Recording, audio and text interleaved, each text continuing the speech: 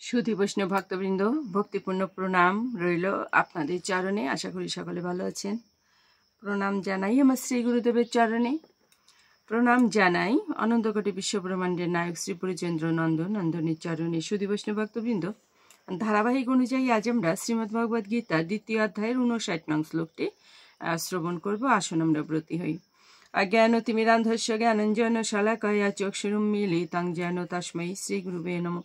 নমো বিষ্ণুপাদায় কৃষ্ণপৃষ্ঠায় ভূতলে শ্রীমতে মহানামস্বামিনীতে নমামি।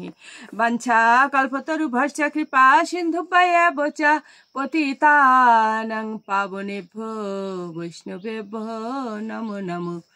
গুরু কৃপা হি কেবলম, গুরু কৃপা হি কেবলম, গুরু কৃপা হি কেবলম। ওম শ্রী পরমাত্মনে নমঃ। ওম শ্রীমদ্ ভগবতে শ্রীগীতায় নমঃ।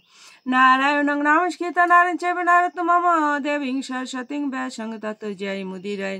মুখং করোতি বাচালং পঙ্গুং লঙ্ঘয়তে গিরিম ইয়ৎকৃপাতমহং বন্দে পরমানন্দ মাধবম। ওম নমো ভগবতে বাসুদেবায়। ওম নমো ভগবতে বাসুদেবায়। নমো ভগবতে বাসুদেবায়। শ্রীমদ্ ভগবতে শ্রীগীতায় নমঃ। শ্রীগীতায় নমঃ। শ্রীগীতায় নমঃ। শ্রীমদ্ ভগবদ গীতা 2য় অধ্যায় সাংখ্যযোগ, শ্লোক সংখ্যা 59।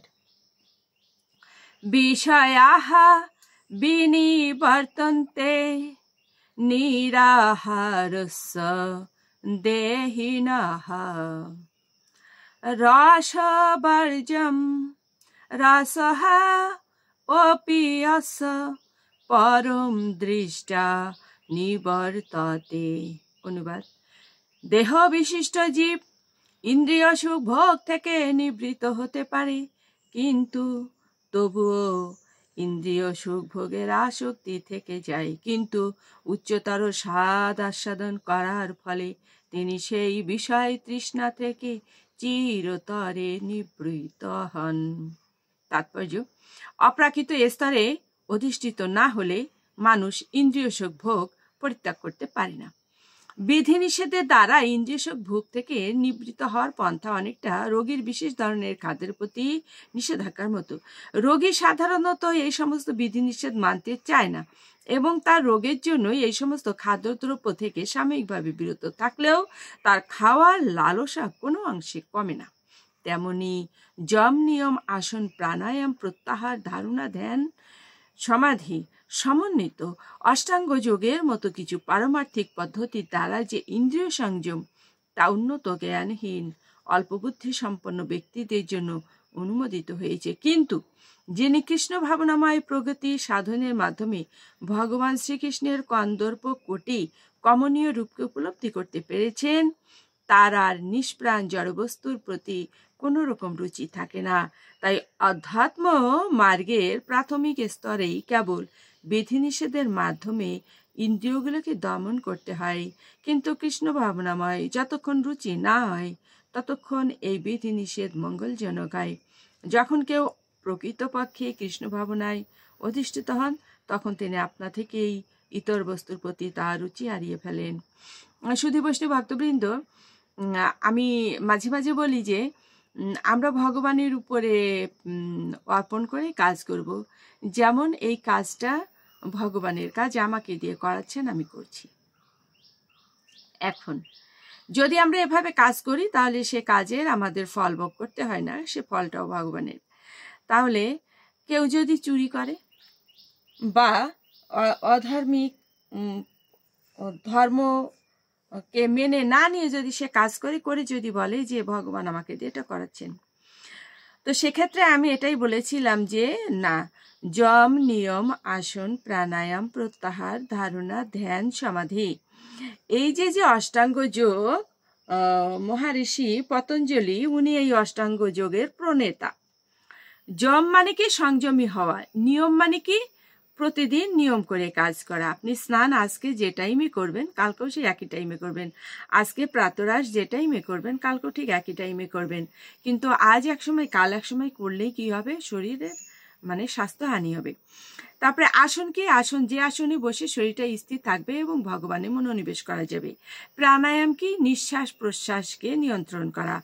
প্রত্যাহার কি? প্রত্যাহার হচ্ছে আমাদের কোনো চিন্তা ভাবনাকে, ইন্দ্রিয় চিন্তা, যেটা গতদিন বলেছিলাম, এটাকে আমাদের বহির্গমন হতে না দিয়ে অন্তর্মুখী করা, এটাই হচ্ছে প্রত্যাহার।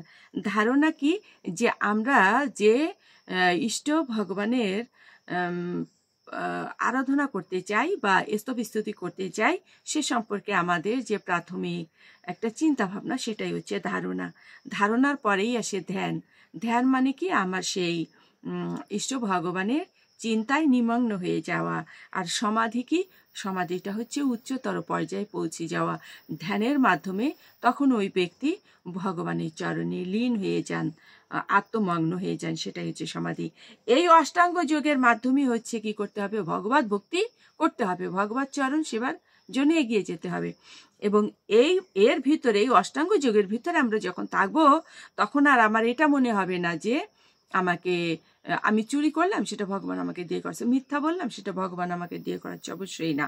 যদি আপনি সংযমী হন, সংযমী মানেই হচ্ছে কি আপনার অসত্য, অন্যায়, হিংসা, লোভ, লালসা, এগুলোকে পরিত্যাগ করতে হবে। মন, ষষ্ঠ ইন্দ্রিয় যে মনকে নিয়ন্ত্রণে আনতে হবে। যাই হোক সুধী বৈষ্ণব ভক্তবৃন্দ, আর বেশি তো বিশ্লেষণের প্রয়োজন নাই। তো অবশ্যই যখন এই স্তরে একজন পৌঁছে যায়, তখন আর তার ইন্দ্রিয় সুখ ভোগের ইচ্ছা থাকে না। ভগবান সেটাই বলছেন, দেহ বিশিষ্ট জীব ইন্দ্রিয় সুখ ভোগ থেকে নিবৃত্ত হতে পারে। এই ইন্দ্রিয় সুখ থেকে সে নিবৃত্ত হবে। ইন্দ্রিয় সুখ তার আর ভালো লাগবে না। তার একটাই সুখ, সেটা হচ্ছে ভগবত চরণ সেবা এবং ভগবানকে নিবেদিত প্রসাদ পাওয়া। ভগবানকে যেটা নিবেদন করবেন সেটাই নিজে প্রসাদ হিসেবে পাবেন। এই হবেন হচ্ছে ভগবত চরণের ভগবত চরণ সেবার ফলাফল। আর প্রত্যেকের ভিতরেই সমদৃষ্টি করা, যে ভগবান এনার মধ্যে আছেন, আমার মধ্যে আছেন, বিশ্ব ব্রহ্মাণ্ডের প্রত্যেকটি অনুপারমাণিতে ভগবান বিদ্যমান। তো সুধী বৈষ্ণব ভক্তবৃন্দ, এই পর্যায়ে যখন একজন পৌঁছে যায়, সুখ ও দুঃখে তার কোনো চিত্ত বিচলিত হয় না, তখনই হচ্ছেন তিনি স্থিতপ্রজ্ঞ। ভগবান এটা অর্জুনকে বোঝাবার জন্য এত কিছু বলছেন। সুধী বৈষ্ণব ভক্তবৃন্দ, এ পর্যন্তই। আসুন আমরা মাহাত্ম্যটা বলে বিশ্রামে চলে যাব। ওম শ্রী পরমাত্মনে নমঃ। ওম শ্রীমদ্ ভগবতে শ্রী গীতায় নমঃ। গঙ্গা গীতা চ সাবিত্রী সীতা সত্তা পতিব্রতা ব্রহ্মাবলীর ব্রহ্মবিদ্যা ত্রিসন্ধ্যা মুক্তি গেহিনী অর্ধমাত্রা চিতানন্দা ভবগ্নি ভ্রান্তি নাশিনী বেদোত্রয়ী পরানন্দা তত্ত্বার্থ জ্ঞান মঞ্জুরি। ওম তৎসৎ। ওম নমো ভগবতে বাসুদেবায়। নমো ভগবতে বাসুদেবায়। নমো ভগবতে বাসুদেবায়। শ্রীমদ্ ভগবতে শ্রী গীতায় নমঃ। শ্রী গীতায় নমঃ। শ্রী গীতায় নমঃ। ওম শান্তি, ওম শান্তি, ওম শান্তি, শান্তি শান্তি।